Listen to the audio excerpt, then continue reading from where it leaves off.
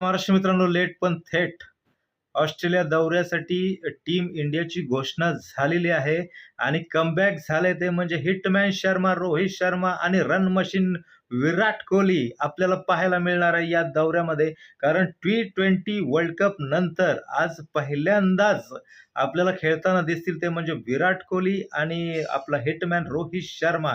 कारण जर तुम्ही बघायला गेलात तर T20 मधून त्यांनी संन्यास घेतलाय. कसोटीमधून त्यांनी संन्यास घेतलाय. आता एकच फॉर्मॅट खेळणार आहेत ते म्हणजे 50 ओव्हरचा.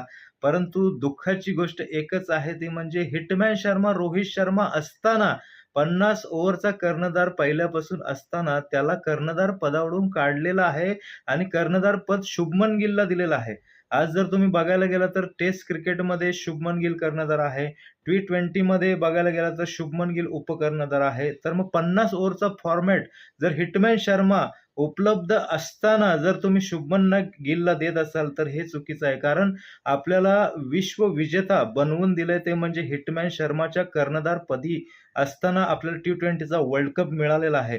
कारण जर हिटमॅन शर्मा तुम्ही बघायला गेलात तर मुंबईसाठी त्याने बरेच विजेतेपद मिळवून दिलेले आहेत. आपल्याला T20 वर्ल्ड कप मिळवून दिलेला आहे.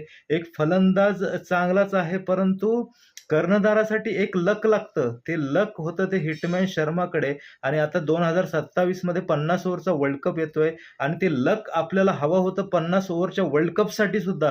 कारण हिटमॅन नुसता हिटमॅन नाही, त्याच्याकडे लक सुद्धा आहे. कर्णधाराला लक लागतं आणि लक त्याच्याकडे आहे. आणि 50 ओव्हरचा वर्ल्ड कप येतोय आणि हिटमॅन शर्मा कर्णधार नाही. तर आता आपण फक्त त्याला पाहणारा एक क्रिकेटर, एक बॅट्समन म्हणून त्याचा आनंद घेऊ आपण. परंतु मला हा निर्णय चुकीचा वाटतोय. तुम्हाला काय वाटतं? हिटमॅन असताना त्याला कर्णधार पदावरून काढणं योग्य की अयोग्य? तुम्ही मला नक्की सांगा. तोपर्यंत हसत राहा, आनंदी राहा. जय हिंद, जय महाराष्ट्र.